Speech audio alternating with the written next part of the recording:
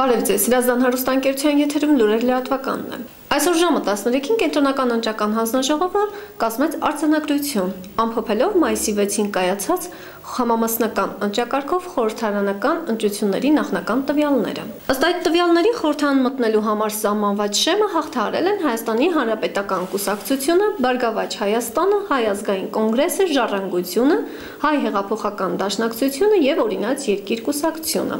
Կենտրոնական ընտրական հանձնաժողովի ամփոփած տվյալներով Հանրապետական կուսակցությունն ստացել է ձայների ընդհանուր թվի 43.94%։ Բարգավաճ Հայաստանն ստացել է 30.13%։ Հայ ազգային կոնգրեսը հաղթահարել է խորհրդարան մտնելու համար դաշինքին անհրաժեշտ 7%-ի շեմը, ստանալով 7.8%։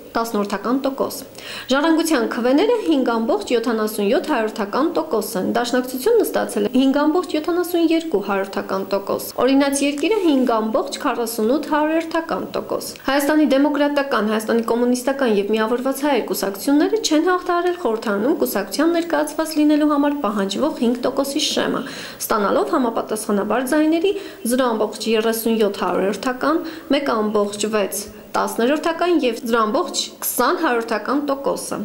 Վերոհիշյալ տվյալներում, ինչպես պարզաբանեց կենտրոնական ընտրական հանձնաժողովի նախագահ Տիգրան Մուկուչյանն, հաշվի առնված նաեւ անճշտությունների թիվը, քվեարկության վերջնական արդյունքները կենտրոնական ընտրական հանձնաժողովը պետք է ամփոփի ընտրություններից հետո 7 օրվա ընթացքում։ Թիվ 25 ընտրատարածքում, որը ընդգրկում է Հրազդան քաղաքը եւ նրա հարակից գյուղերը, ձայները բաշխվել են հետեւյալ կերպ։ Թիվ 25 ընտրատարածքում մեծամասնական ընտրակարգով ընտրության մասնակցողների թիվն է 57912, քվեարկությանը մասնակցել է 36109 մարդ։ Ձայները բաշխվել են հետեւյալ կերպ։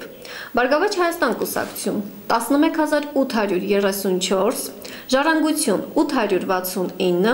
Հայ ազգային կոնգրես 4295, Հայ հեղափոխական դաշնակցություն 2215,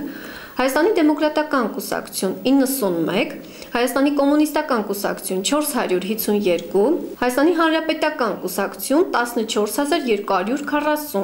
Միավորված հայեր կուսակցություն 25, Օրինաց երկիր կուսակցություն 1354,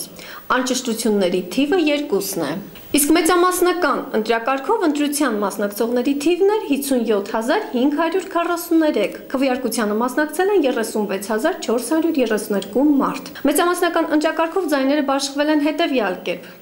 Գալստյան Հովսեփ 475 ձայն, Հարությունյան Մուշեղ 712 ձայն, Միքայելյան Սասուն 13653 ձայն եւ Քոչարյան Դավիթ 20088 ձայն։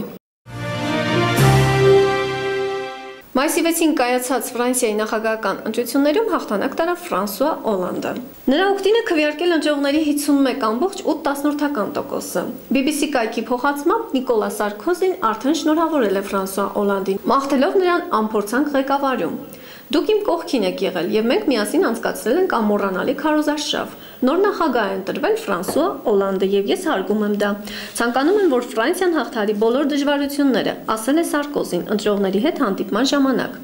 Արտասահմանյան պետությունների ղեկավարները շնորհավորել են սոցիալիստ Ֆրանսուଆ Օլանդին Ֆրանսիայի նախագահական ընտրություններում հաղթելու համար։ Իսկ Ռուսաստանում Վլադիմիր Պուտինն ստանձնել է նախագահի պաշտոնը։ Նա այդ պաշտոնը զբաղեցնում է արդեն 3-րդ անգամ։ Երթնակալության արարողությունը կայացել է Մոսկվայում, Կրեմլյան մեծ պալատում, անվտանգության ուժեղացված միջոցառումների պայմաններում։ Միջոցառման ավարտին պատրիարքը Կիրիլը պատարագ է մատուցել Կրեմլի Բլագովեշենսկիի տաճարում։ Մայիսի 7-ի առավոտյան տեղական ժամանակով 8:30-ին գրանցվել է 5.9 մագնիտուդով երկրաշարժ։ Էպիկենտրոնը գտնվում է Ադրբեջանի տարածքում Շեքի քաղաքից 28 կիլոմետր դեպի հյուսիս-արևմուտք։ Երկրաշարժի հիպոկենտրոնը գտնվում է 10 կիլոմետր խորության վրա։ Երկրաշարժի ուժգնությունը էպիկենտրոնային գոտում կազմել է 8 բալ։ Ըստ ադրբեջանական լրատվամիջոցների երկրաշարժի հետևանքով տեղ են ունեցել ավերածություններ։ Նախնական տվյալներով երկրաշարժը զգացվել է Հայաստանի տարածքում 3-ից 4 բալ ուժգնությամբ։ Այսօրվա համար նախապատրաստել էինք այսքանը, իսկ ես հրաժեշտ եմ տալիս, կհանդիպենք լուրերի հաջորդ թողարկմանը։